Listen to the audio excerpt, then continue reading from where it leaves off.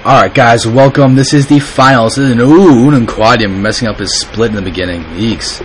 Alright, anyway, this is a finals, game number 1 of the TV Open number 4. We have Ununquadium in the bottom left, and we have tQDrone in the top right.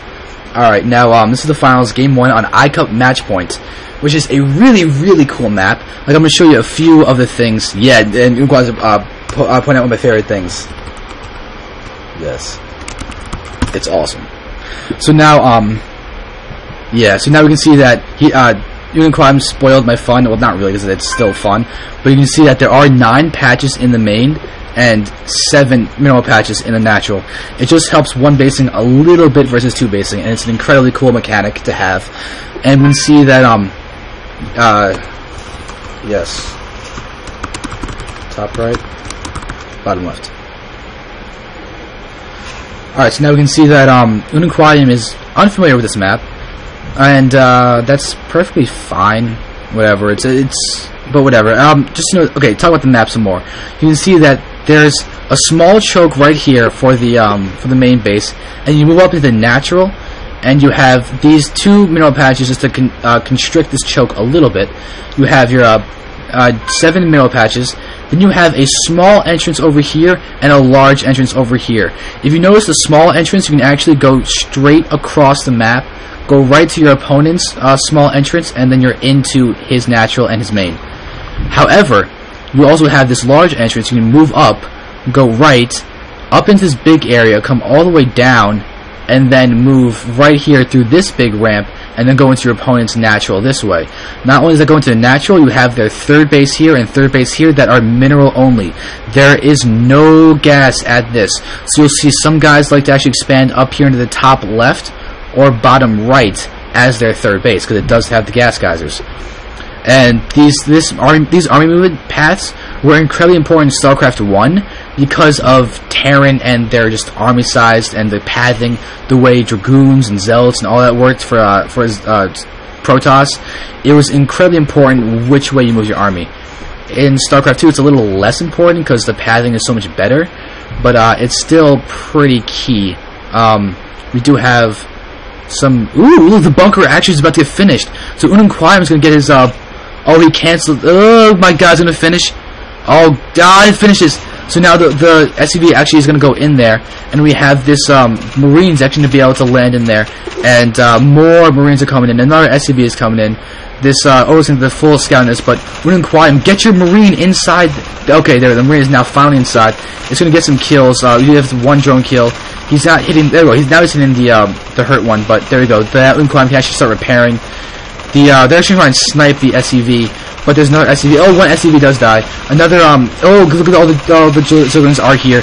But there's another SCV that's going to start repairing this bunker. So the Zerglings are actually going to go down. Spine crawlers are going down. Queen is coming up.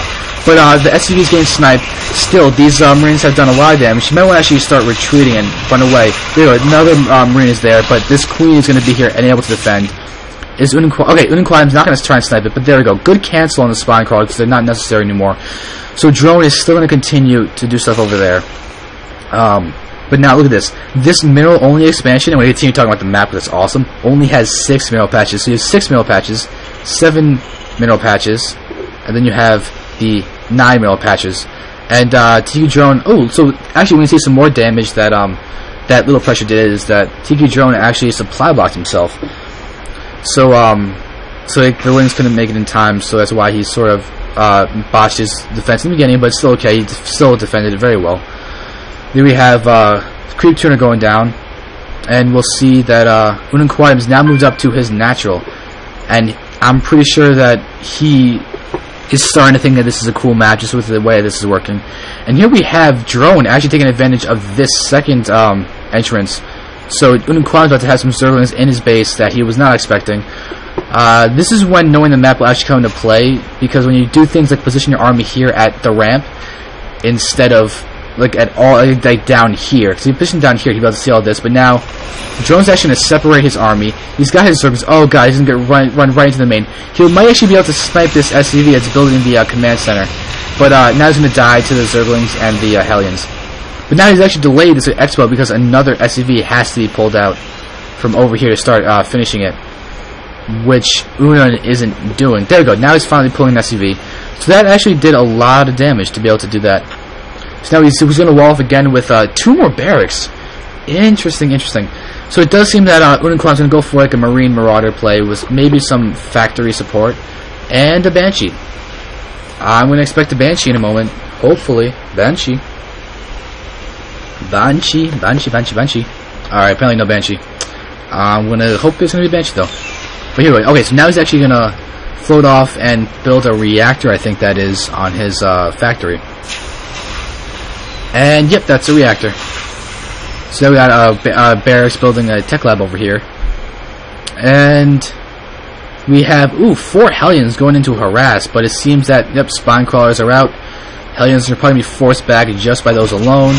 Oh, or Ununquadium's just gonna lose a Hellion. That's not ideal, but okay. We still have this this Overlord on this high ground. And now, okay, you cannot drop on this high ground. All of these doodads and pipes and fans and all that means that you cannot drop siege tanks, you cannot cliff a person on those. But we will see. Now, alright, before I talk about the map again, you also have the possible third expansion of taking this enclosed expansion that has 7 mineral patches and then the 2 gas geysers. And so the only base that actually has more than 8 is this.